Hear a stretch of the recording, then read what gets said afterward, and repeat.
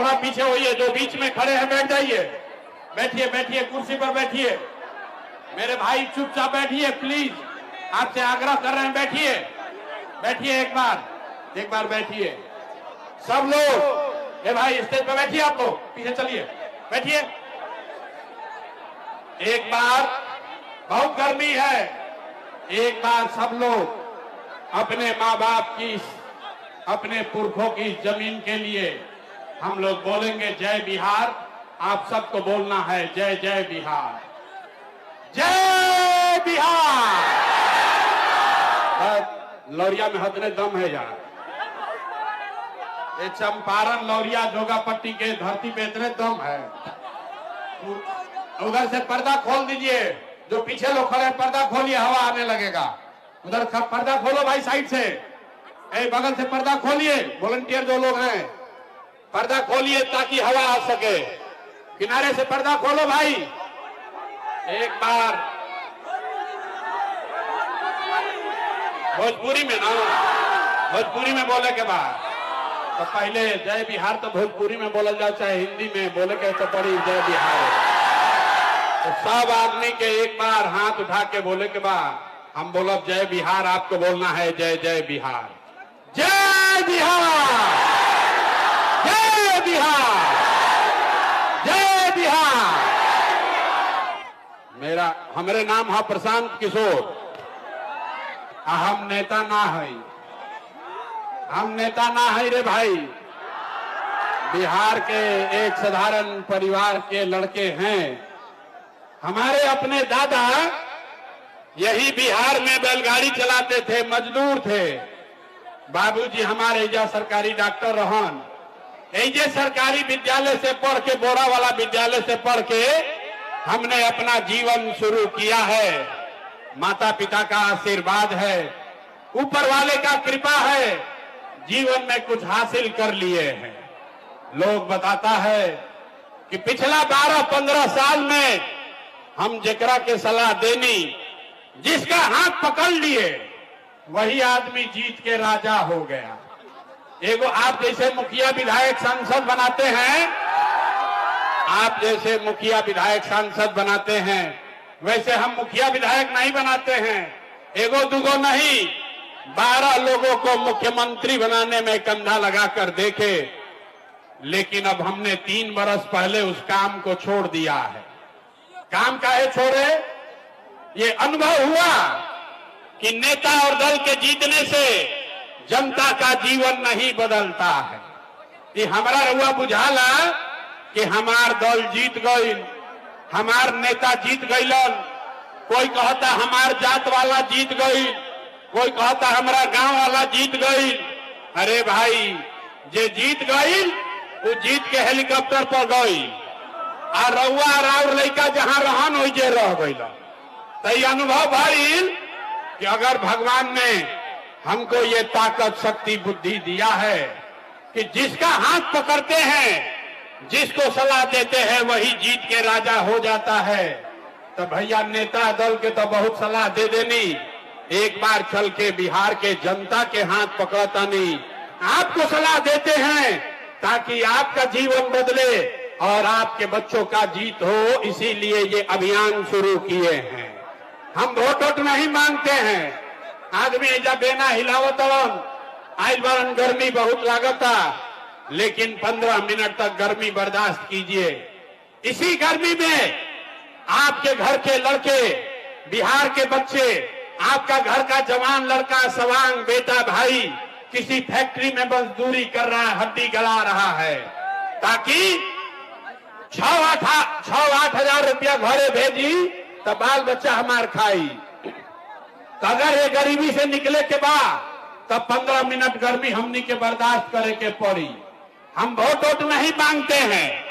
आप आए हैं यहाँ समझ के कि कोई प्रशांत किशोर अहियान कहियन कि भैया एगो नया दल बनल बा, जन सुराज, सब लोग मिल के एकरा के वोट दो जा, स्कूल के बस्ता पर बटन दबावो जा, तो जीत के हमने के आई जाई तो काम कइल जाई। तो हम ये बात नहीं कहते हैं, हम वोट नहीं मांगते हैं। वोट काहे नहीं मांगते हैं? ये भाई वोट मांगे वाला तो हर 1-2 बरिस पर कोई ना कोई एजा आवते बा।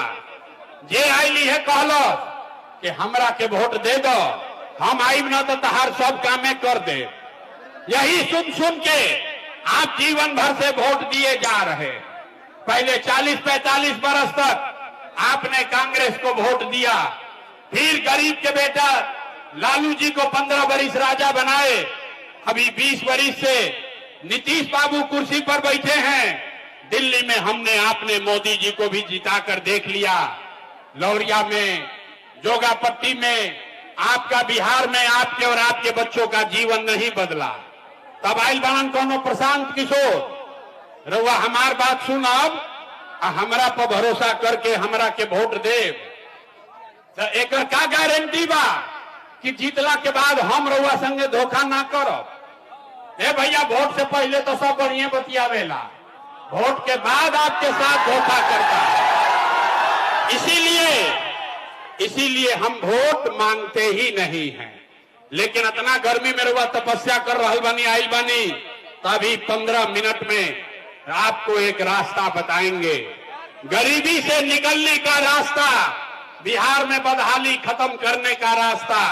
अगर उसको आप सीख लीजिए तो फिर जिसको मन है उसको वोट दे दीजिए। वोट जेकरा के मन हो के ओकरा के दे दी, लेकिन जो रास्ता अभी बताई वैसे वोट दीजिएगा। तो और कुछ हो या न हो, आपके लिए, आपके बच्चों के लिए बढ़िया पढ़ाई और रोजगार का व्यवस्था यही लौरिया में, जोगापट्टी में, बिहार में हो जाएगा। और अगर ना होई तब मुखिया जी के ना, विधायक, सांसद, मंत्री के ना, अपन बेटा, अपन भाई प्रशांत किशोर के गर्दन पकड़ ले। तब जकरा जकरा ये रास्ता सीखे के बाद 15 मिनट तक आपस में अब कोई बात नहीं करेगा। अब कोई बात ना करी 15 मिनट तक, कोई नारा नहीं, कोई ताली भी नहीं, भाषण हो गई खत्म। अब जीवन में बदहाली खत्म करे खातिर रास्ता सीखे के बाद तब 15 मिनट में हम आपसे 3 सवाल पूछेंगे। 3 गो सवाल हम रउआ से पूछो, अपना जगह से रउआ खाली हाथ उठा के हाँ या ना बोले के बाद। और अभी रउआ अपना आंख के सामने दिखी कि आखिर बिहार में गरीबी, बदहाली के, राउर परेशानी के कारण का बा, एकरा से निकले के रास्ता, उपाय का बा। बात सुनला के बाद अगर ठीक लागी तो जन सुराज से जुड़ जाई, और ना ठीक लागी तो जेकर झंडा लेके ढोत नहीं ओकर ढोत रही। तो भैया आप सब लोग शांत होकर सवाल का जवाब देगा। सवाल के जवाब देते समय सब आदमी के हाथ उठावे के बाद, हाथ काहे उठावे के बाद, हाथे में दम बा सब। इसी हाथ से जिसका भी बटन दबाइएगा वही आदमी राजा बनेगा। तो गरीबी से निकले के रास्ता भी हथवे में छिपल बा। सब आदमी जरा सोच के बताइए, आपके जोगापट्टी में, लौरिया में, बेतिया में और कुछ हो या न हो, आपके लिए, आपके बच्चों के लिए बढ़िया पढ़ाई या रोजगार का व्यवस्था होना चाहिए कि नहीं होना चाहिए? सबके हाथ उठे के चाहिए, हाथ उठाकर बोलिए, होना चाहिए कि नहीं होना चाहिए? होना चाहिए। अरे भाई, लौरिया क्या, बीच में मत बोलो भाई, लौरिया के आदमी कितना जोगापट्टी के समझदार बाड़न। सारे आदमी, आप चाहे पढ़े लिखे हैं या अनपढ़, हिंदू हैं या मुसलमान, अगड़े हैं या पिछड़े, युवा है या बुजुर्ग, अमीर है या गरीब, महिला है या पुरुष, सबने कहा कि ना भैया पढ़ाई या रोजगार तो हो कहीं के चाहिए। इतना बात सबके बुझाता। कौनो नेता, कौनो प्रशांत किशोर के जरूरत नहीं थे। आपको मालूम है, अगर आपके बच्चे के लिए, आपके लिए पढ़ाई रोजगार हो जाए तो कोई मुखिया बने, कोई विधायक बने, लालू बने, नीतीश बने, मोदी बने, प्रशांत किशोर बने, अगर आपके बच्चे के लिए पढ़ाई रोजगार हो गया तो आपका जीवन सुधर जाएगा। ये बात आपको पहले से पता है। अब दिखाते हैं आपके बर्बादी का कारण। सब आदमी एक बार अपने अपने बच्चों का चेहरा याद कीजिए, अपन अपन बच्चन के तनी चेहरा याद कर लीजिए और अपने बच्चों के नाम पर एक बार ईमानदारी से बताइए, आप में से किसने जीवन में एक बार भी अपने बच्चों के पढ़ाई रोजगार के लिए वोट दिया है? देखी देखी दशा, चुप, जैसे बुझा था कि करंट मार देना। आदमी कितना जोर से अभी बोलत रहा, अभी माइक दे दी, आदमी आधा आधा घंटा भाषण दी। ए भैया लालू लूट ले लन, ए भैया नीतीश बर्बाद कर दिया, मुखिया जी चोर है, मोदी झगड़ा लगा देलन। अरे भाई, आप नेताओं को गाली दे रहे हैं। आपने तो अपने बच्चों के पढ़ाई रोजगार के लिए आज तक वोटे नहीं दिया, तो दूसरे को दोष क्यों देते हो?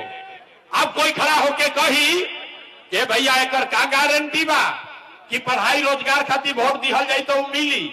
हमने के तो सब नेता के वोट दे के देख लेनी जा, बिहार में किसी नेता ने काम नहीं किया, तो इसका क्या गारंटी है कि पढ़ाई रोजगार के लिए वोट देंगे तो ही हम लोग को मिलेगा? मेरे भाई, इसका गारंटी है। नीचे करो, ये नेताजी का मीटिंग नहीं है, बैनर लेके टांगे हो। इसका गारंटी है, हमसे लिख कर लीजिए, वोट जिसको देना है दे दीजिए, लेकिन आपके बच्चों को पढ़ाई रोजगार मिलेगा ही मिलेगा। हमारा बात पर भरोसा नहीं के करे के कोई के, अपना आंख के सामने 2 मिनट में देखिए कि आपके बच्चों को पढ़ाई रोजगार कैसे मिलेगा। सब आदमी दूसरे सवाल का जवाब देगा, सोच के बताइए। आज तक जगरा के भी हमनी के वोट देनी जा, वो नेता वो दल, उन नेताओं ने आपका और आपके बच्चों का काम किया है कि नहीं किया है? अरे किया है कि नहीं किया है? जोर से बोलिए, हाथ उठाइए और जोर से बोलिए, किया है कि नहीं किया है? नहीं किया तो हाथ ऐसे हिलाइए जोर से। किया है कि नहीं किया है? नहीं किया है ना? अब पलटिया जमत भाई, सब लोग देख ले लो, वीडियो पर रिकॉर्ड भइल बा। सब आदमी बोले हैं कि भैया आज तक जिस दल को, जिस नेता को वोट दिए, कोई हमारा काम नहीं किया। अब हम गिनवाना शुरू करते हैं, जादू देखिए। अब जादू देखी जा कि रउआ लड़का के पढ़ाई रोजगार कैसे मिली। हम गिनवावे शुरू करता नहीं, सही बात बोलब तो सबके हाथ उठा के हाँ बोले के बाद, गलत बोलब तो ना बोल दे। बात खत्म हुई, 2 मिनट में दिखी कि राउर लड़का के पढ़ाई रोजगार कैसे मिली। पूरा बिहार में, जोगापट्टी लौरिया में बहुत सारे लोगों ने 5 किलो अनाज के लालच में मोदी जी को, भाजपा को वोट दिया है। तो बिहार में चाहे जितना चोरी भ्रष्टाचार बा, 1 किलो चोरी करके 4 किलो अनाज यहाँ के लोगों को मिल रहा है कि नहीं मिल रहा है? हाथ उठा के बोले के बाद 4 किलो अनाज मिला था कि नहीं मिला? आपने, हमने वोट दिया हिंदू मुसलमान बन के। सारे हिंदुओं ने कहा, ए भैया सब हिंदू एक हो जाओ।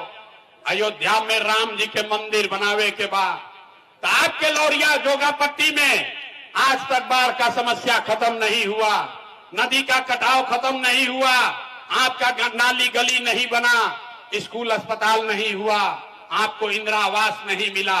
लेकिन आपके वोट से अयोध्या में रामलला का मंदिर बना है कि नहीं बना है? आपने, हमने वोट दिया। कई लोगों ने नीतीश कुमार को, लोग कहल ना हम मोदी के ना देव, लालू के ना देव, हम तो नीतीश के वोट देव। हमने के पानी बिजली सड़क चाहिए। लालू के राज में इसी बिहार में बिजली पानी सड़क नहीं था, तो नीतीश के बिहार में इसी भ्रष्टाचार वाले राज में बिजली का बिल 1000 आए चाहे 2000, घरे घरे बिजली आया है कि नहीं आया है? हाथ उठा के बोले के बाद बिजली आई बा कि नहीं आई? लड़का बोरा उठावता हसन, हाथों नहीं के उठत। अरे बिजली आया है कि नहीं आया है? आपने, हमने वोट दिया जाति के नाम पर। बिहार में आदमी कहेला जी ही चाहे मर जाए, अपना जाते वाला के वोट दे। तो आपके जात के नेता ने आपके लिए, आपके बच्चों के लिए पढ़ाई रोजगार का बात नहीं किया, लेकिन जाति का बात और जाति का गिनती, जनगणना पूरा बिहार में कराया है कि नहीं कराया है? आपने, हमने वोट दिया सिलेंडर के लालच में मोदी जी को। सबे कहल कि अब सिलेंडरे पर खाना बनावल जाए, तो भैया सिलेंडर के दाम 1000 हो कि 1200, घरे घरे सिलेंडर बटाई बा कि नहीं के बटाई? आपने, हमने वोट दिया मोदी का भाषण सुन के कि मोदी जी ने गुजरात में बड़ा विकास किया है। तो भैया मोदी गुजरात में तो विकास कर रहे हैं, पूरा देश का पैसा ले जाकर गुजरात के गांव गांव में मोदी फैक्ट्री लगा रहे हैं और पूरे बिहार से, चंपारण, लौरिया, जोगापट्टी से आपके हमारे बच्चे गुजरात में जाकर नौकरी मजदूरी कर रहे हैं कि नहीं कर रहे हैं? अरे भाई, तो कौना बात पर वोट देनी जा कि नाम मिलल? आपने कहा अपने बच्चों के नाम पर कि भैया जीवन में अपना लइकन के पढ़ाई रोजगार खातिर वोट ना देनी।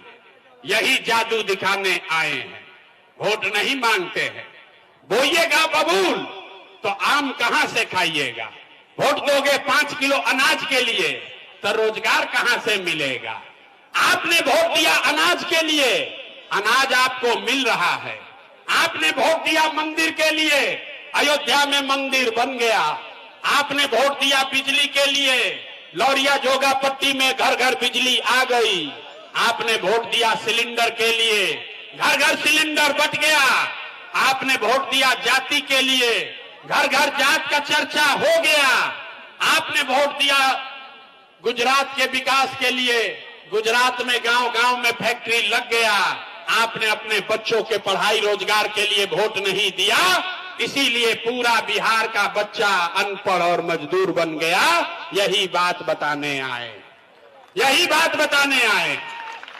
वोट न मांगते हैं, वोट नहीं मांगते हैं, यही बात बता रहे हैं। 3 बरिस से अपन घर परिवार छोड़ के गांव गांव गए, पैदल गए। 5000 से ज्यादा गांव में पैदल गई नहीं, जाके लोग के हाथ जोड़ के एक के बात बताओ तनी, अरे मेरे भाई, अगर आप अपना और अपने बच्चों का चिंता नहीं करोगे तो दुनिया में कोई नेता, कोई दल आपके बच्चों की चिंता नहीं करेगा। काहे करेगा भाई? जब आपको अपने बच्चे का चिंता नहीं है तो लालू, नीतीश, मोदी, प्रशांत किशोर आपके बच्चे का चिंता क्यों करेंगे? अब अभी आपको दिखाते हैं कि आपको अपने बच्चों की चिंता है कि नहीं है। अंतिम सवाल, इसके बाद सबके गरीबी से निकले के वो मंत्र सिखाई। सब आदमी तनी सोच के बताई जा, और कुछ हो या न हो, आपको अपने बच्चों की चिंता है या नहीं है? हाथ उठावे के बाद, हथवा उठे के चाहे अपना लइकन कहती हाथों नहीं के उठ, हाथ उठाकर बोलिए अपने बच्चों की चिंता है कि नहीं है? 100 गो बच्चा मिला आपके गांव जवार का, बिहार का अगर 100 गो बच्चा रास्ता में मिला है, आधा से ज्यादा आपके बच्चों के शरीर पर शुद्ध कपड़ा नहीं है।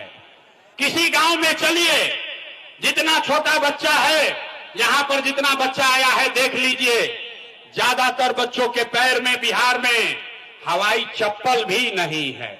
लोग से पूछो तो नहीं ये भाई अपना लड़का के का दशा कैले बारो, कम से कम एगो हवाई चप्पल काहे नहीं खरीदो?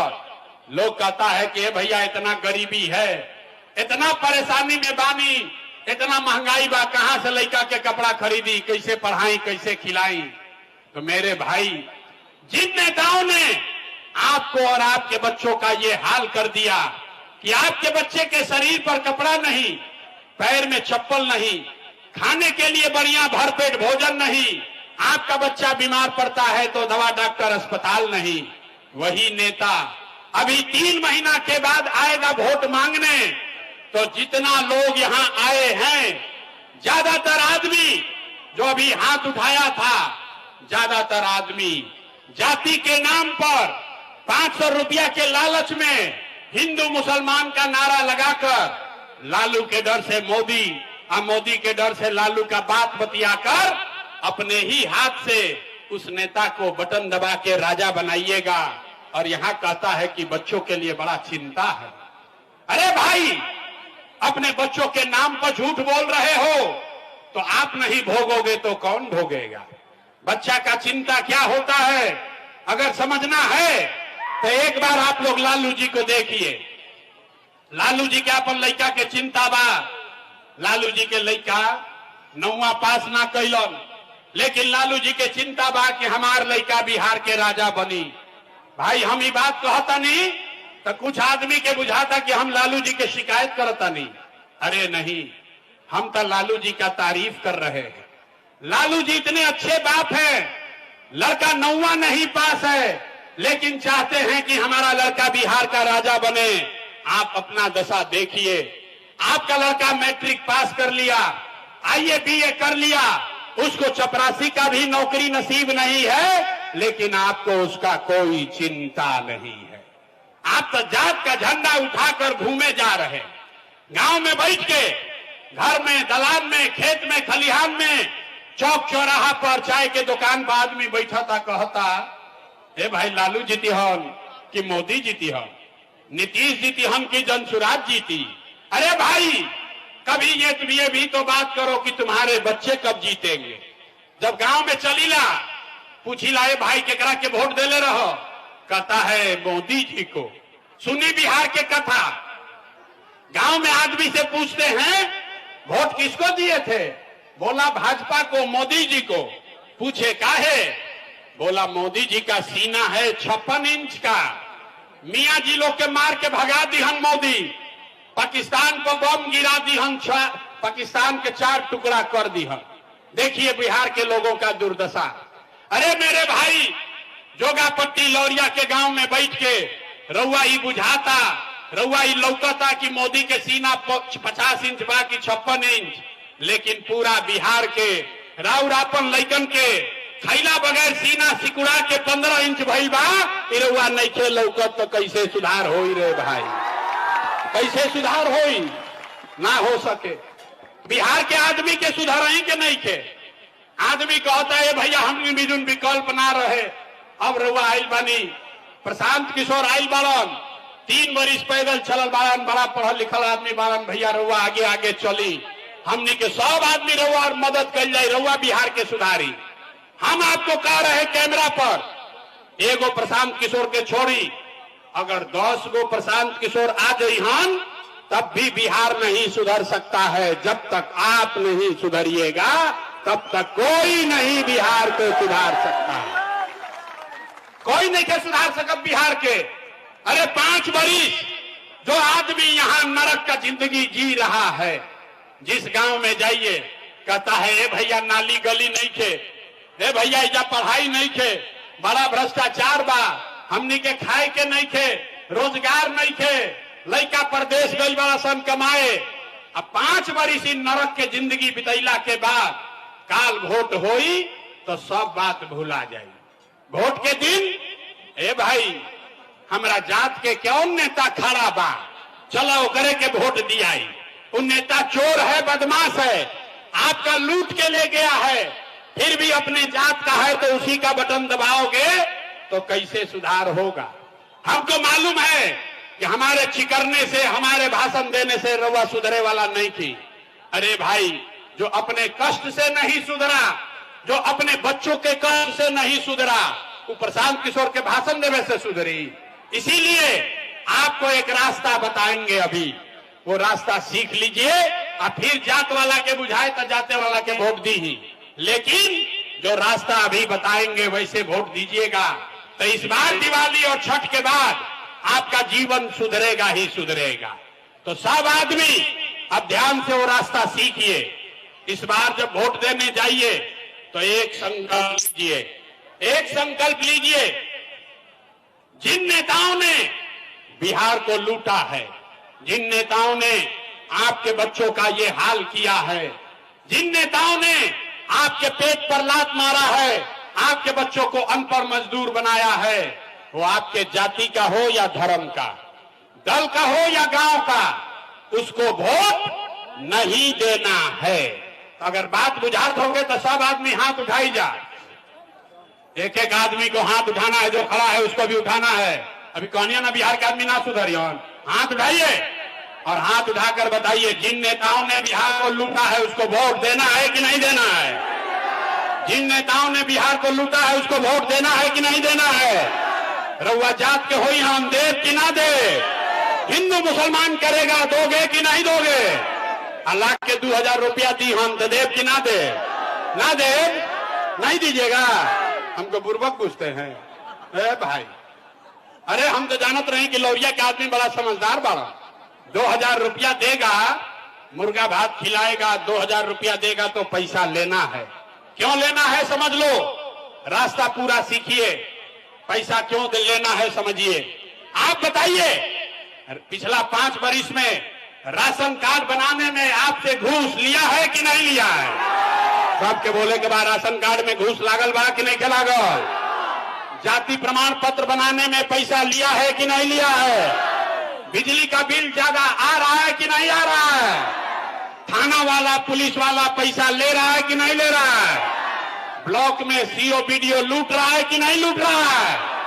अरे भाई, तो 5 बरिस हमनिए से पैसवा लूट के ले गई बड़ा सन, अब भोटवा के समय आके वही में से 1000 2000 दी तो अपने पैसवा ले लेवे के बाद। लेकिन पैसा लेने के बाद एक मंत्र सबको याद करना है, गरीबी से निकलने का मंत्र। सब लोग ध्यान से याद कीजिए।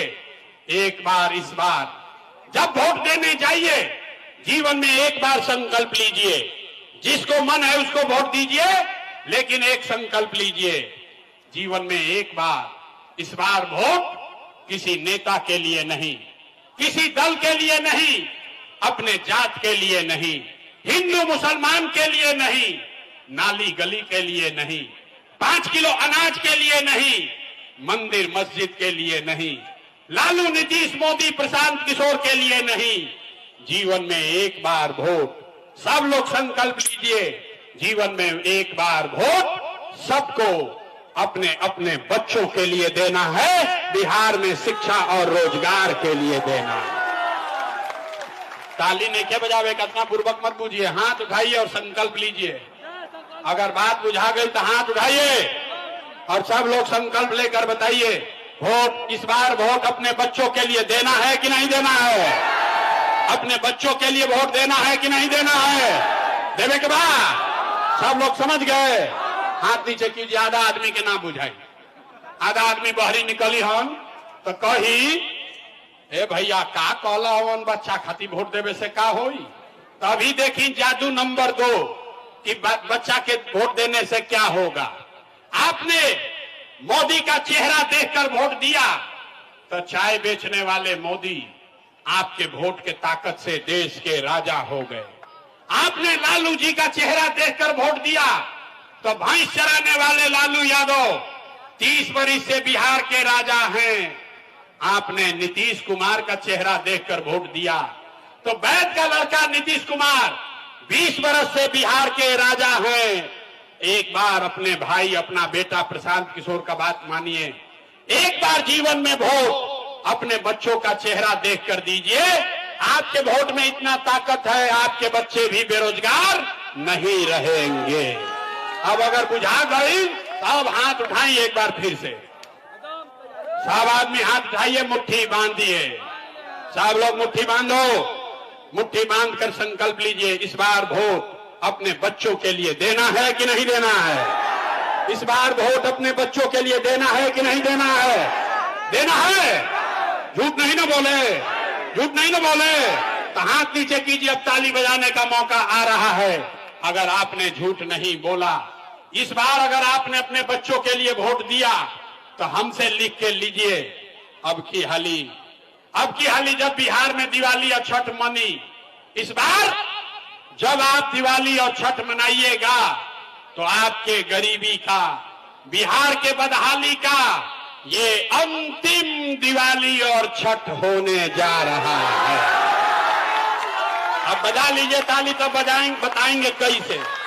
खाली ताली बजावे से ना होई, छठ के बाद ऐसा का होई कि गरीबी खत्म होई, अभी समझ ली, न तो फिर ठगाई। छठ के बाद क्या होगा?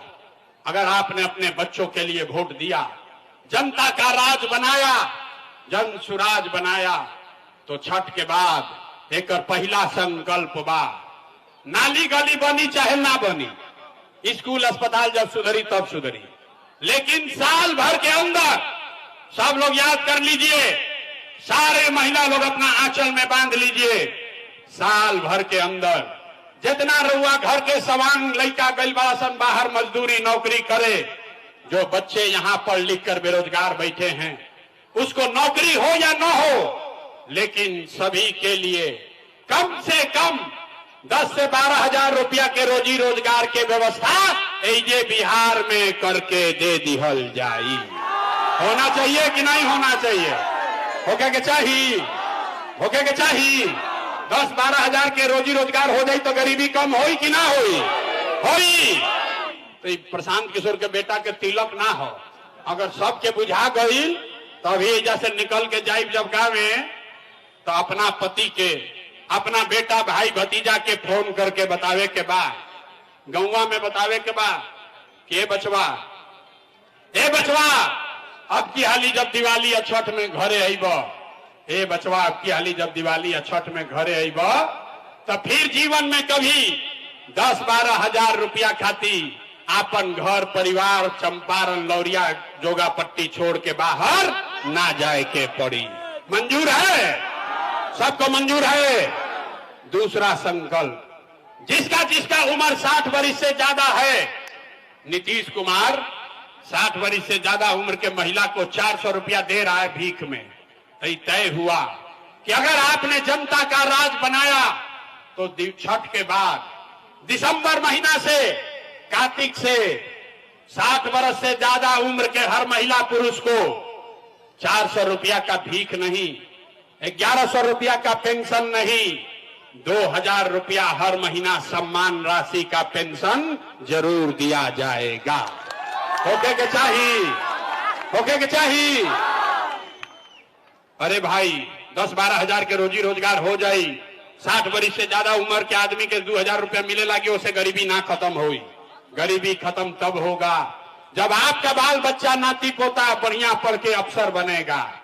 तो ये तय हुआ कि छठ के बाद अभी आपका बच्चा जाता है पढ़ने सरकारी विद्यालय में, वो पढ़त नहीं थे, खिचड़ी खाया घरे चला आया। तभी तय हुआ कि छठ के बाद आपको ये सुविधा होगा कि आप अपने बच्चे को, जब तक सरकारी स्कूल ना सुधरी, आप अपने बच्चे को प्राइवेट अंग्रेजी स्कूल में भेजिए और स्कूल भेजे के खर्चा फीस सरकार के ओर से दिहल जाई, ताकि गरीब से गरीब का बच्चा भी अंग्रेजी स्कूल में पढ़ सके। होना चाहिए, होके के चाहिए। अपना लड़कन खाती हाथों नहीं के उठत, हाथ उठाकर बोलिए होना चाहिए कि नहीं? होना चाहिए। तब सब बात रवा सीख लेंगे। अब परीक्षा के बारी बा, सब आदमी सोच कर बताइए। 5 मिनट में भाषण खत्म।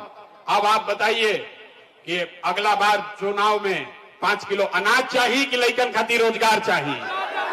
हाथ उठाकर बोले के बाद 5 किलो अनाज चाहिए कि रोजगार चाहिए? ए भाई 5 किलो अनाज चाहिए कि रोजगार चाहिए? अपन जात के नेता चाहिए कि पढ़ाई चाहिए?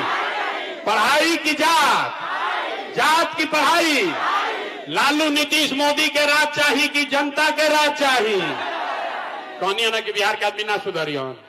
देखा कितना आदमी बोलते नहीं खन डर के मारे, सोचता हम काहे बोली, हम ना सुधरब ना सुधरे दे। अरे भाई लालू चाहिए लालू बोलो, मोदी चाहिए मोदी बोलो। सब लोग सोचकर बोलिए, लालू नीतीश मोदी का राज की जनता का राज। हाँ अंतिम बार बहुत आदमी हाथ देखा जाओ, उठाओ, देखो तो नहीं, हाथ उठाकर बोलो भैया, लालू नीतीश मोदी का राज की जनता का राज।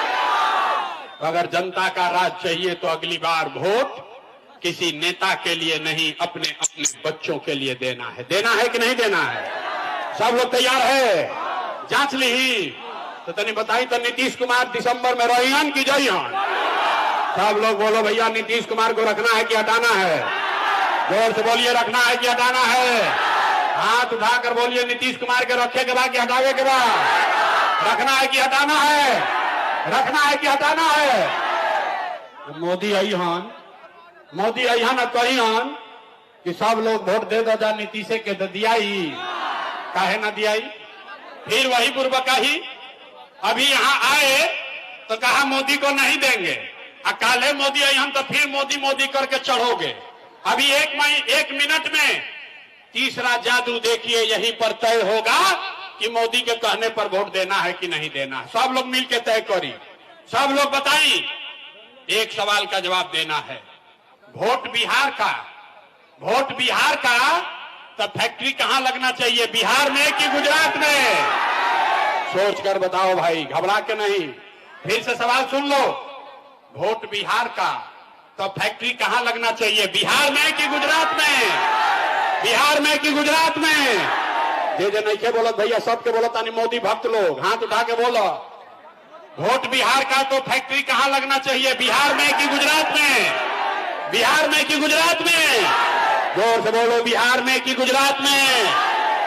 और जितना लोग मोदी के वोट देले वाला जा, सब आदमी अब अपना अपना दिल पर हाथ रख के बोलिए, 15 बरस में मोदी ने फैक्ट्री कहां लगाया, बिहार में कि गुजरात में?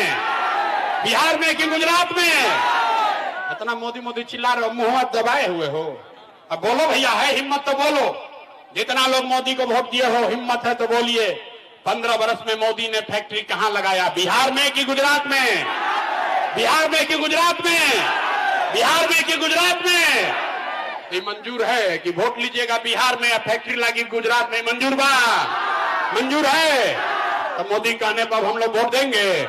मोदी कहने वोट दीजिएगा, नहीं दीजिएगा तो हाथ उठाइए तो जरा, एक एक आदमी के देखो तो नहीं, हाथ उठाकर बोलिए मोदी कहने वोट दीजिएगा। मोदी काला वोट दिया ही, अगर दिया ही तो लड़का जाके गुजरात में मजदूरी करियन होकर भागी, आपे होइएगा, होइएगा ना? तो मोदी के काला पर वोट नहीं दीजिएगा तो नीतीश कुमार तो गई रैयन की जई है, रैयन की जई है। भाई जोर से बोलो, नहीं रैयन की जई है, रैयन की जई है। जोर से बोलिए, नीतीश रैयन की जई है। रैयन तो तनिक टाटा बोलिए नीतीश कुमार को, हाथ उठाकर टाटा बोलिए, नीतीश कुमार रैयन की जई है।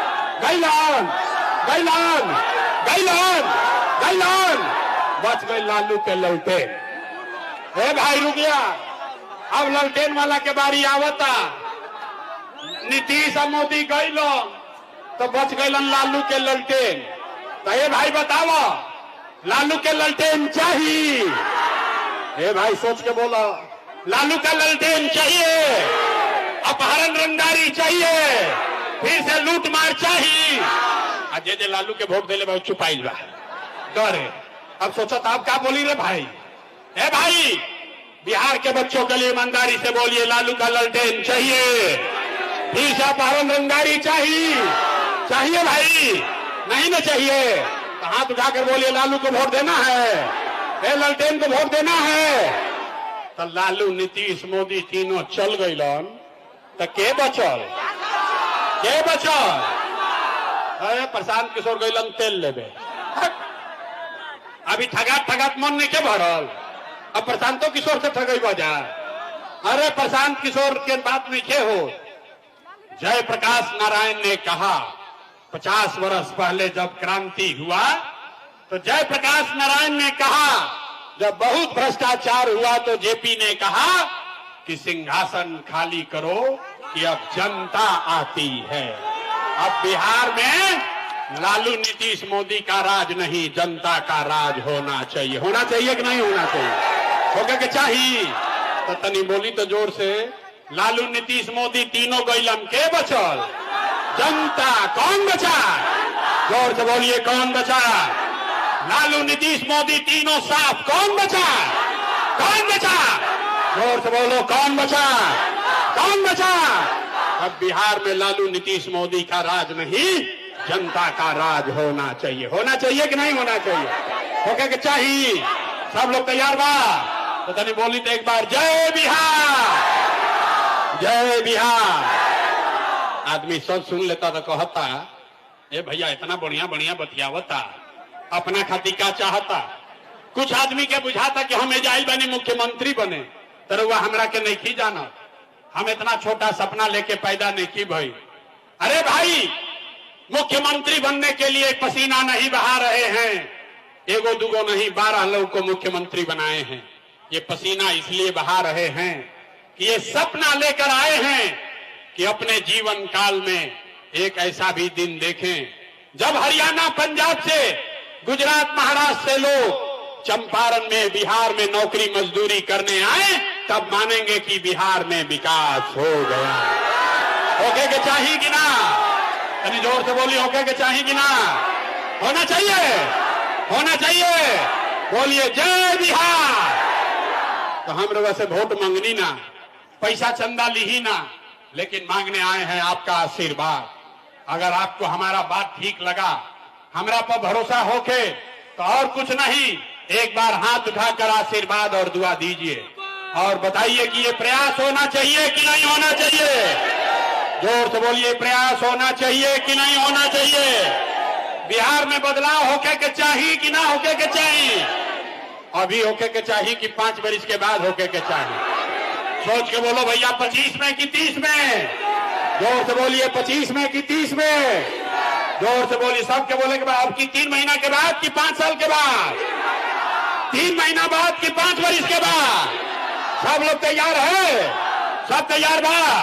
झूठ नहीं क्यों बोलो, सब तैयार है ना? तो बस भरोसा कीजिए, 3 महीना में आपका जीवन बदलने वाला है। छठ के बाद, दिवाली के बाद गरीबी भागने वाली है। पूरा ताकत से बोलिए, जय बिहार। ना मजा आई, सब लोग थक गए। जय बिहार, जय बिहार।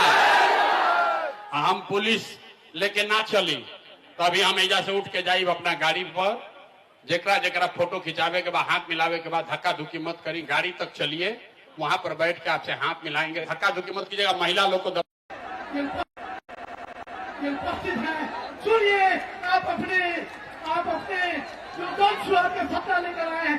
बाबा साहब का सपना था कि जन सुराज, स्वतंत्रता सेनानियों ने जो देश को आजाद किया, उनका सपना था जन सुराज।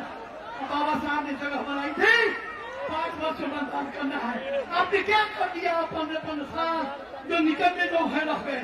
इसलिए बाबा साहब के सपनों को साकार कीजिए। जन सुराज सभी स्वतंत्रता सेनानियों का सपना है जो कुर्बान हुए। और प्रशांत किशोर ने जब देखा, एक बार नहीं हो रहा,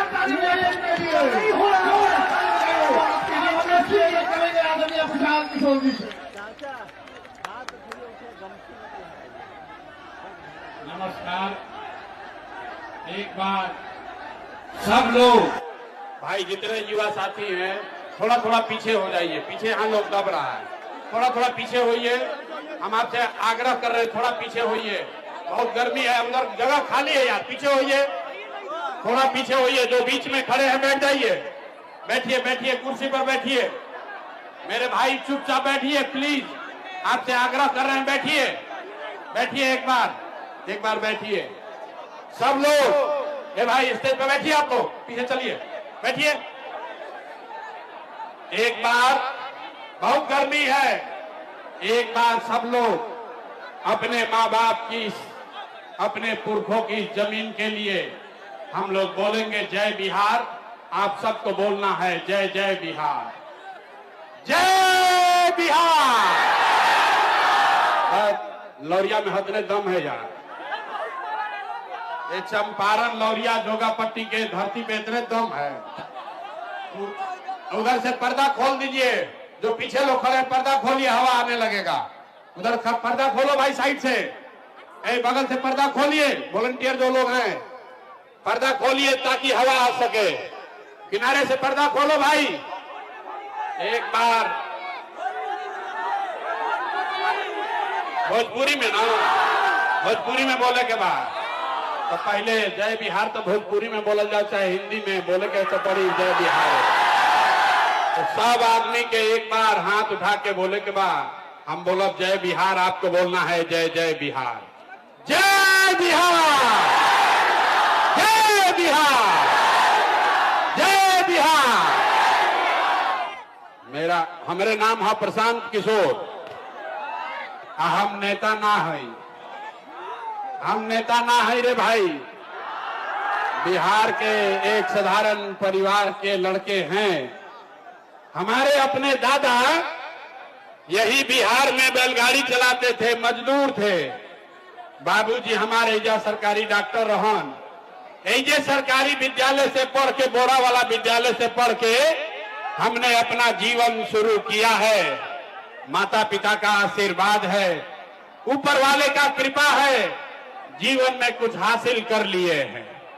लोग बताता है कि पिछला 12-15 साल में हम जेकरा के सलाह देनी, जिसका हाथ पकड़ लिए, वही आदमी जीत के राजा हो गया। एगो आप जैसे मुखिया विधायक सांसद बनाते हैं, आप जैसे मुखिया विधायक सांसद बनाते हैं, वैसे हम मुखिया विधायक नहीं बनाते हैं। एगो दुगो नहीं, 12 लोगों को मुख्यमंत्री बनाने में कंधा लगाकर देखे, लेकिन अब हमने 3 बरस पहले उस काम को छोड़ दिया है। काम काहे छोड़े?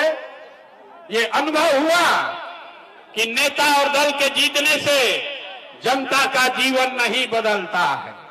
कि हमारा रउआ बुझाला कि हमार दल जीत गई, हमार नेता जीत गईलन, कोई कहता हमार जात वाला जीत गई, कोई कहता हमारा गांव वाला जीत गई।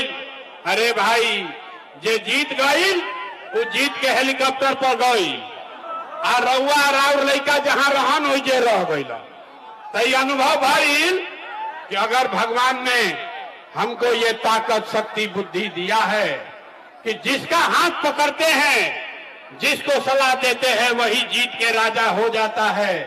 तो भैया नेता दल के तो बहुत सलाह दे देनी, एक बार चल के बिहार के जनता के हाथ पकड़ता नहीं, आपको सलाह देते हैं ताकि आपका जीवन बदले और आपके बच्चों का जीत हो। इसीलिए ये अभियान शुरू किए हैं। हम वोट नहीं मांगते हैं। आदमी जब बेना हिलावत आइल बारन, गर्मी बहुत लागता, लेकिन 15 मिनट तक गर्मी बर्दाश्त कीजिए।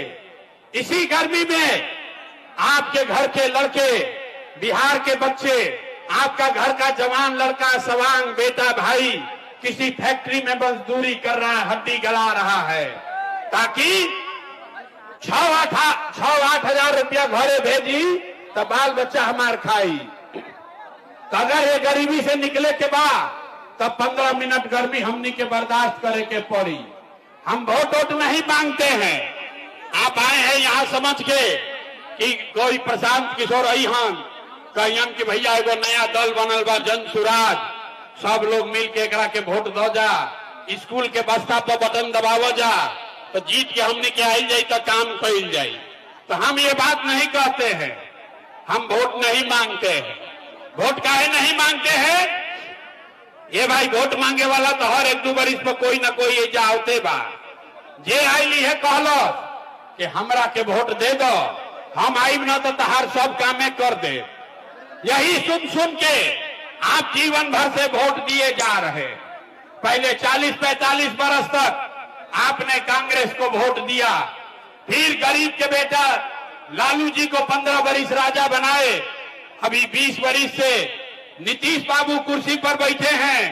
दिल्ली में हमने आपने मोदी जी को भी जिताकर देख लिया, लौरिया में, जोगापट्टी में, आपका बिहार में आपके और आपके बच्चों का जीवन नहीं बदला। तब आइल बनन कोनो प्रशांत किशोर, रउआ हमार बात सुनब आ हमरा पर भरोसा करके हमरा के वोट देव, तो एक का गारंटी बा कि जीतला के बाद हम रउआ संगे धोखा ना करब? ए भैया, वोट से पहले तो सब बढ़िया बतियावेला, वोट के बाद आपके साथ धोखा करता है। इसीलिए हम वोट मांगते ही नहीं हैं। लेकिन इतना गर्मी में रउआ तपस्या कर रहल बानी, आइल बानी, तभी 15 मिनट में आपको एक रास्ता बताएंगे। गरीबी से निकलने का रास्ता, बिहार में बदहाली खत्म करने का रास्ता, अगर उसको आप सीख लीजिए तो फिर जिसको मन है उसको वोट दे दीजिए। वोट जेकरा के मन हो के ओकरा के दे दी, लेकिन जो रास्ता अभी बताई वैसे वोट दीजिएगा। तो और कुछ हो या न हो, आपके लिए, आपके बच्चों के लिए बढ़िया पढ़ाई और रोजगार का व्यवस्था यही लौरिया में, जोगापट्टी में, बिहार में हो जाएगा। और अगर ना होई तब मुखिया जी के ना, विधायक, सांसद, मंत्री के ना, अपन बेटा, अपन भाई प्रशांत किशोर के गर्दन पकड़ ले। तब जकरा ये रास्ता सीखे के बाद 15 मिनट तक आपस में अब कोई बात नहीं करेगा। अब कोई बात ना करी 15 मिनट तक, कोई नारा नहीं, कोई ताली भी नहीं, भाषण हो गई खत्म। अब जीवन में बदहाली खत्म करे खातिर रास्ता सीखे के बाद तब 15 मिनट में हम आपसे 3 सवाल पूछेंगे। 3 गो सवाल हम रउआ से पूछो, अपना जगह से रउआ खाली हाथ उठा के हाँ या ना बोले के बाद, और अभी रउआ अपना आंख के सामने दिखी कि आखिर बिहार में गरीबी, बदहाली के, राउर परेशानी के कारण का बा, एकरा से निकले के रास्ता, उपाय का बा।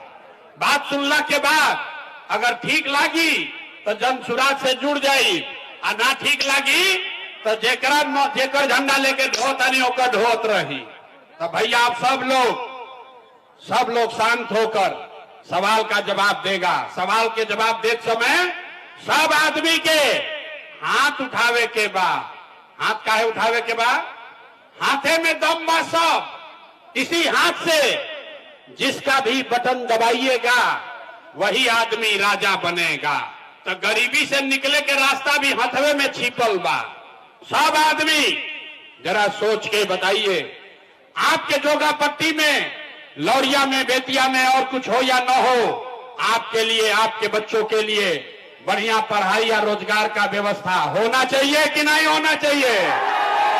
सबके हाथ उठे के चाहिए, हाथ उठाकर बोलिए होना चाहिए कि नहीं होना चाहिए? होना चाहिए। अरे भाई लौरिया क्या, बीच में मत बोलो भाई, लौरिया के आदमी कितना जोगा पट्टी के समझदार बाड़न। सारे आदमी, आप चाहे पढ़े लिखे हैं या अनपढ़, हिंदू हैं या मुसलमान, अगड़े हैं या पिछड़े, युवा है या बुजुर्ग, अमीर है या गरीब, महिला है या पुरुष, सबने कहा कि न भैया पढ़ाई या रोजगार तो हो कहीं के चाहिए। इतना बात सबके बुझाता। कौनो नेता, कौनो प्रशांत किशोर के जरूरत नहीं थे।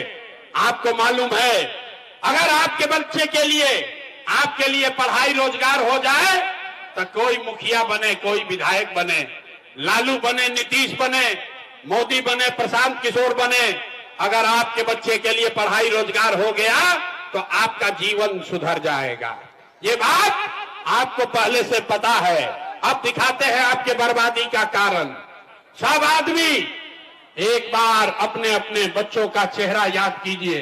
अपन बच्चन के तनी चेहरा याद कर लीजिए और अपने बच्चों के नाम पर एक बार ईमानदारी से बताइए, आप में से किसने जीवन में एक बार भी अपने बच्चों के पढ़ाई रोजगार के लिए वोट दिया है?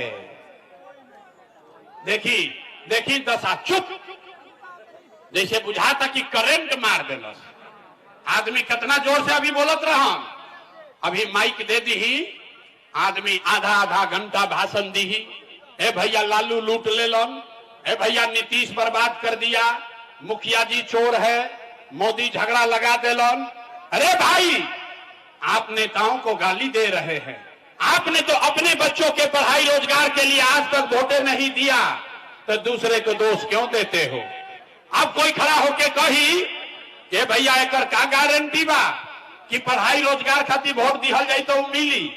हमने के तो सब नेता के वोट दे के देख लेनी जा, बिहार में किसी नेता ने काम नहीं किया, तो इसका क्या गारंटी है कि पढ़ाई रोजगार के लिए वोट देंगे तो ही हम लोग को मिलेगा?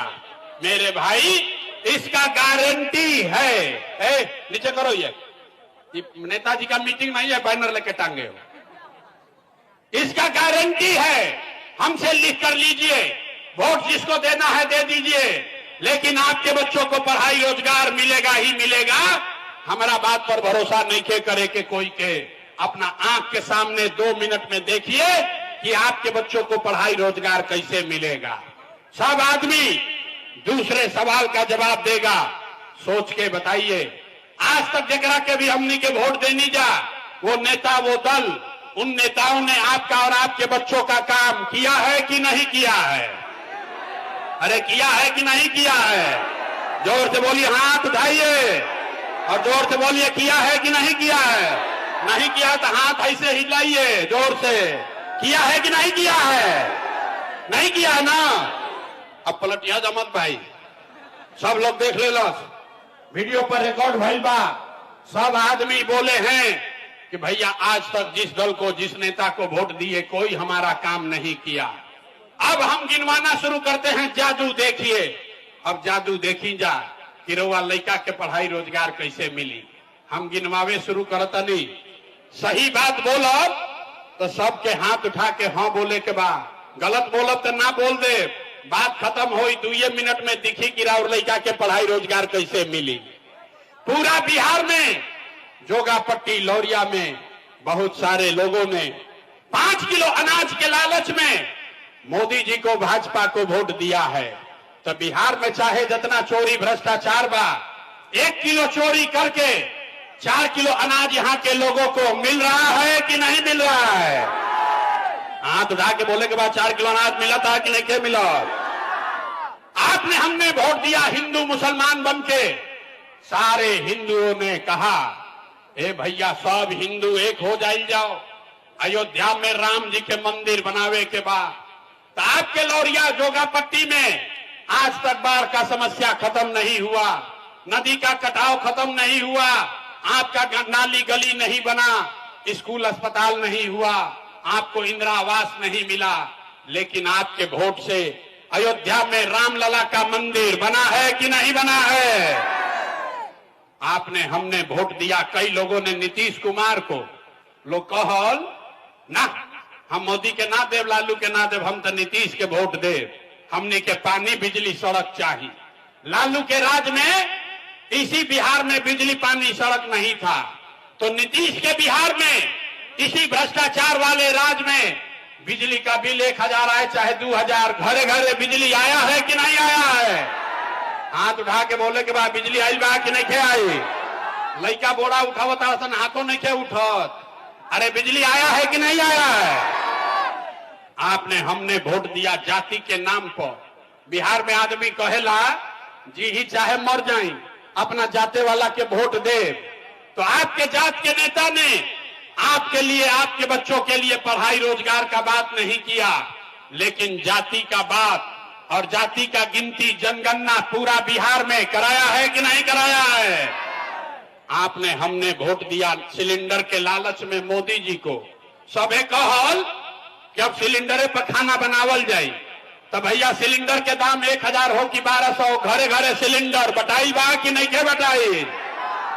आपने हमने वोट दिया मोदी का भाषण सुन के कि मोदी जी ने गुजरात में बड़ा विकास किया है, तो भैया मोदी गुजरात में तो विकास कर रहे हैं, पूरा देश का पैसा ले जाकर गुजरात के गांव गांव में मोदी फैक्ट्री लगा रहे हैं, और पूरे बिहार से, चंपारण, लौरिया, जोगापट्टी से आपके हमारे बच्चे गुजरात में जाकर नौकरी मजदूरी कर रहे हैं कि नहीं कर रहे हैं? अरे भाई तो कौना बात पर वोट देनी जा कि नाम मिलल? आपने कहा अपने बच्चों के नाम पर कि भैया जीवन में अपना लइकन के पढ़ाई रोजगार खातिर वोट ना देनी, यही जादू दिखाने आए हैं। वोट नहीं मांगते हैं, बोइएगा बबूल तो आम कहां से खाइएगा? वोट दोगे 5 किलो अनाज के लिए तो रोजगार कहां से मिलेगा? आपने वोट दिया अनाज के लिए, अनाज आपको मिल रहा है। आपने वोट दिया मंदिर के लिए, अयोध्या में मंदिर बन गया। आपने वोट दिया बिजली के लिए, लौरिया जोगापट्टी में घर घर बिजली आ गई। आपने वोट दिया सिलेंडर के लिए, घर घर सिलेंडर बट गया। आपने वोट दिया जाति के लिए, घर घर जात का चर्चा हो गया। आपने वोट दिया गुजरात के विकास के लिए, गुजरात में गांव गांव में फैक्ट्री लग गया। आपने अपने बच्चों के पढ़ाई रोजगार के लिए वोट नहीं दिया, इसीलिए पूरा बिहार का बच्चा अनपढ़ और मजदूर बन गया। यही बात बताने आए, यही बात बताने आए। वोट वोट न मांगते हैं, वोट नहीं मांगते हैं, यही बात बता रहे हैं। 3 बरिस से अपन घर परिवार छोड़ के गांव गांव गए, पैदल गए। 5000 से ज्यादा गांव में पैदल गई नहीं, जाके लोग के हाथ जोड़ के एक के बात बताओ तनी, करे मेरे भाई अगर आप अपना और अपने बच्चों का चिंता नहीं करोगे तो दुनिया में कोई नेता, कोई दल आपके बच्चों की चिंता नहीं करेगा। काहे करेगा भाई? जब आपको अपने बच्चे का चिंता नहीं है तो लालू, नीतीश, मोदी, प्रशांत किशोर आपके बच्चे का चिंता क्यों करेंगे? अब अभी आपको दिखाते हैं कि आपको अपने बच्चों की चिंता है कि नहीं है। अंतिम सवाल, इसके बाद सबके गरीबी से निकले के वो मंत्र सिखाई। सब आदमी तनी सोच के बताई जा, और कुछ हो या न हो, आपको अपने बच्चों की चिंता है या नहीं है? हाथ उठावे के बाद, हथवा उठे के चाहे अपना लइकन कहती हाथों नहीं के उठ, हाथ उठाकर बोलिए अपने बच्चों की चिंता है कि नहीं है? 100 गो बच्चा मिला आपके गांव जवार का, बिहार का अगर 100 गो बच्चा रास्ता में मिला है, आधा से ज्यादा आपके बच्चों के शरीर पर शुद्ध कपड़ा नहीं है। किसी गांव में चलिए, जितना छोटा बच्चा है, यहां पर जितना बच्चा आया है देख लीजिए, ज्यादातर बच्चों के पैर में बिहार में हवाई चप्पल भी नहीं है। लोग से पूछो तो नहीं ये भाई अपना लड़का के का दशा कैले बारो, कम से कम एगो हवाई चप्पल का है नहीं खरीदो। लोग कहता है कि भैया इतना गरीबी है, इतना परेशानी में बानी, इतना महंगाई बा, कहां से लड़का के कपड़ा खरीदी, कैसे पढ़ाई, कैसे खिलाई। तो मेरे भाई, जिन नेताओं ने आपको और आपके बच्चों का ये हाल कर दिया कि आपके बच्चे के शरीर पर कपड़ा नहीं, पैर में चप्पल नहीं, खाने के लिए बढ़िया भरपेट भोजन नहीं, आपका बच्चा बीमार पड़ता है तो दवा डॉक्टर अस्पताल नहीं, वही नेता अभी 3 महीना के बाद आएगा वोट मांगने। तो जितना लोग यहां आए हैं, ज्यादातर आदमी जो अभी हाथ उठाया था, ज्यादातर आदमी जाति के नाम पर 500 रुपया के लालच में हिंदू मुसलमान का नारा लगाकर लालू के डर से मोदी और मोदी के डर से लालू का बात बतियाकर अपने ही हाथ से उस नेता को बटन दबा के राजा बनाइएगा। और यहां कहता है कि बच्चों के लिए बड़ा चिंता है। अरे भाई, अपने बच्चों के नाम पर झूठ बोल रहे हो तो आप नहीं भोगोगे तो कौन भोगेगा। बच्चा का चिंता क्या होता है अगर समझना है तो एक बार आप लोग लालू जी को देखिए।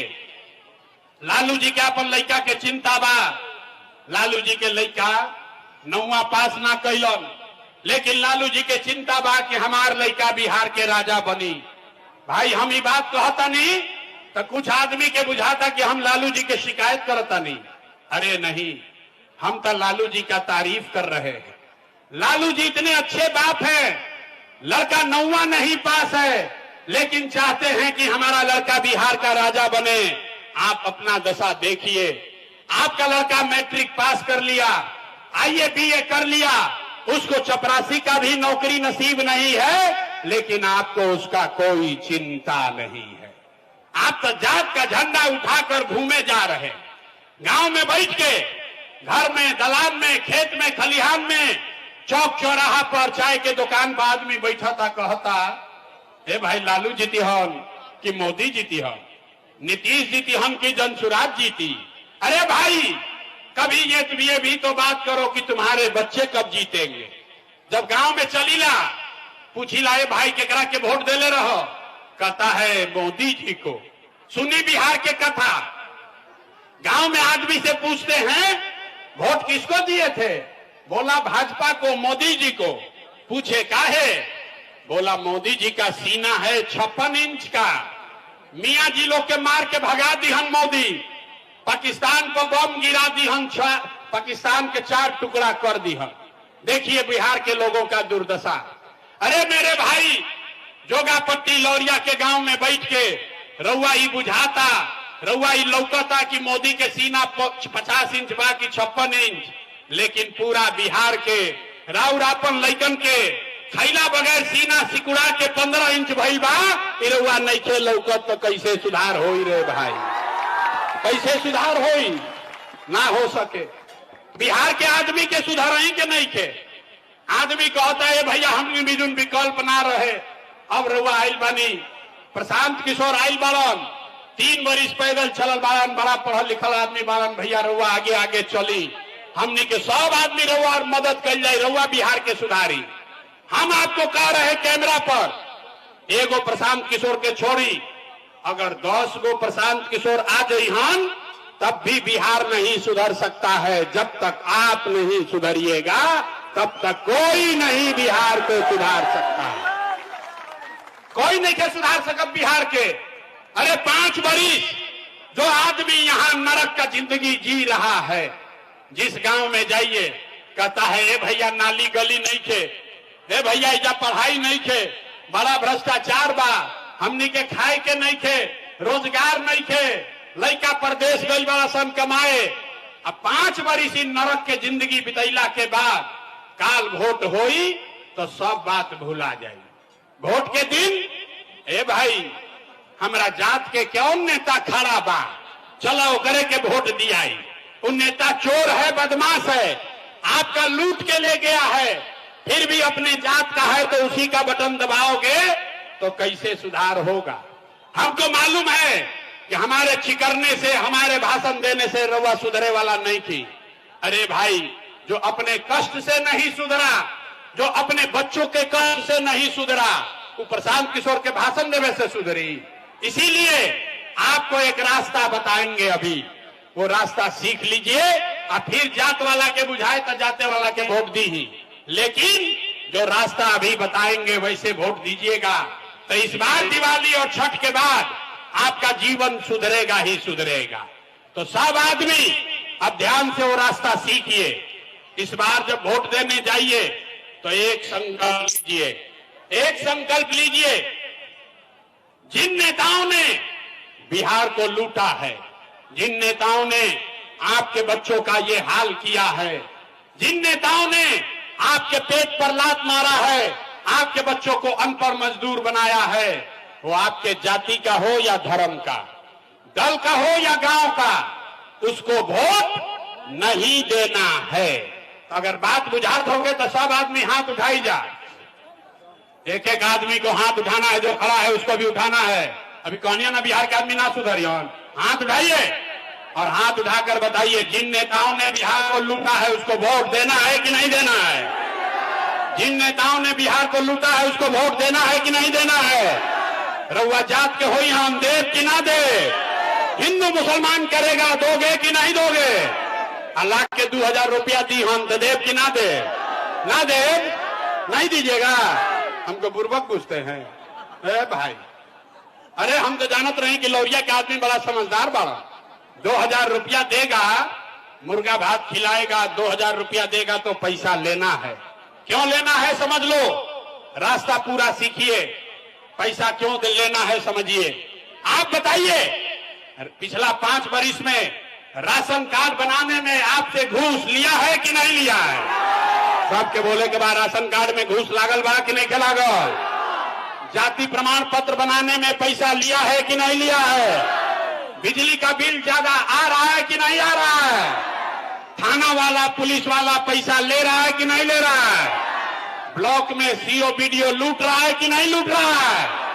अरे भाई, तो 5 वर्ष हमनिए से पैसवा लूट के ले गई बड़ा सन, अब भोटवा के समय आके वही में से 1000 2000 दी ही तो अपने पैसवा ले लेवे के बाद। लेकिन पैसा लेने के बाद एक मंत्र सबको याद करना है, गरीबी से निकलने का मंत्र। सब लोग ध्यान से याद कीजिए।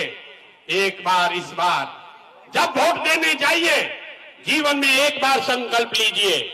जिसको मन है उसको वोट दीजिए, लेकिन एक संकल्प लीजिए, जीवन में एक बार। इस बार वोट किसी नेता के लिए नहीं, किसी दल के लिए नहीं, अपने जात के लिए नहीं, हिंदू मुसलमान के लिए नहीं, नाली गली के लिए नहीं, 5 किलो अनाज के लिए नहीं, मंदिर मस्जिद के लिए नहीं, लालू नीतीश मोदी प्रशांत किशोर के लिए नहीं।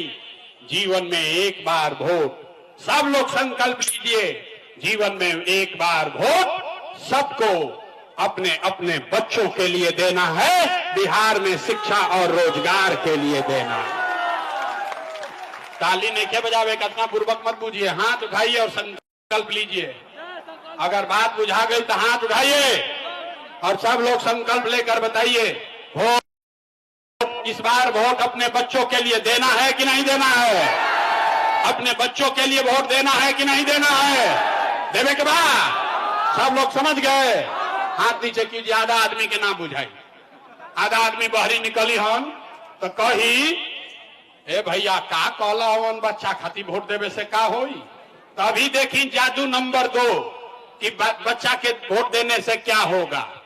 आपने मोदी का चेहरा देखकर वोट दिया तो चाय बेचने वाले मोदी आपके वोट के ताकत से देश के राजा हो गए।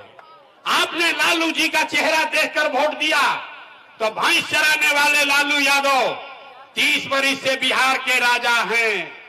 आपने नीतीश कुमार का चेहरा देखकर वोट दिया तो वैद का लड़का नीतीश कुमार 20 बरस से बिहार के राजा हैं। एक बार अपने भाई, अपना बेटा प्रशांत किशोर का बात मानिए। एक बार जीवन में वोट अपने बच्चों का चेहरा देख कर दीजिए। आपके वोट में इतना ताकत है, आपके बच्चे भी बेरोजगार नहीं रहेंगे। अब अगर बुझा गई तो अब हाथ उठाइए एक बार फिर से। सब आदमी हाथ उठाइए, मुट्ठी बांध दिए। सब लोग मुट्ठी बांधो, मुट्ठी बांध कर संकल्प लीजिए, इस बार वोट अपने बच्चों के लिए देना है कि नहीं देना है। इस बार वोट अपने बच्चों के लिए देना है कि नहीं देना है। देना है, झूठ नहीं ना बोले, झूठ नहीं ना बोले। तो हाथ नीचे कीजिए, अब ताली बजाने का मौका आ रहा है। अगर आपने झूठ नहीं बोला, इस बार अगर आपने अपने बच्चों के लिए वोट दिया तो हमसे लिख के लीजिए। अब की हाली जब बिहार में दिवाली और छठ मनी, इस बार जब आप दिवाली और छठ मनाइएगा तो आपके गरीबी का, बिहार के बदहाली का ये अंतिम दिवाली और छठ होने जा रहा है। अब बजा लीजिए ताली, तब बताएंगे कैसे। खाली ताली बजावे से ना होई। छठ के बाद ऐसा का होई कि गरीबी खत्म होई, अभी समझ ली, न तो फिर ठगाई। छठ के बाद क्या होगा? अगर आपने अपने बच्चों के लिए वोट दिया, जनता का राज बनाया, जन सुराज बनाया, तो छठ के बाद एक पहला संकल्प बा, नाली गली बनी चाहे ना बनी, स्कूल अस्पताल जब सुधरी तब सुधरी, लेकिन साल भर के अंदर सब लोग याद कर लीजिए, सारे महिला लोग अपना आंचल में बांध लीजिए, साल भर के अंदर जितना रउआ घर के सवांग लड़का गइल बड़ा सन बाहर मजदूरी नौकरी करे, जो बच्चे यहां पढ़ लिख कर बेरोजगार बैठे हैं, उसको नौकरी हो या न हो, लेकिन सभी के लिए कम से कम 10 से 12 हजार रुपया के रोजी रोजगार के व्यवस्था ये बिहार में करके दे दिहल जाई। होना चाहिए कि नहीं होना चाहिए? होके के चाहिए, होके के चाहिए। 10-12 हजार के रोजी रोजगार हो जाए तो गरीबी कम होई कि ना होई? होई। तो प्रशांत किशोर के बेटा के तिलक ना हो, अगर सबके बुझा गई तभी जैसे निकल के जाए जब गावे, तो अपना पति के, अपना बेटा भाई भतीजा के फोन करके बतावे के बाद, गौवा में बतावे के बाद कि ए बचवा अब की हाली जब दिवाली या छठ में घरे आईब, ए बचवा अब की हाली जब दिवाली या छठ में घरे आईब, तो फिर जीवन में कभी 10-12 हजार रुपया खाती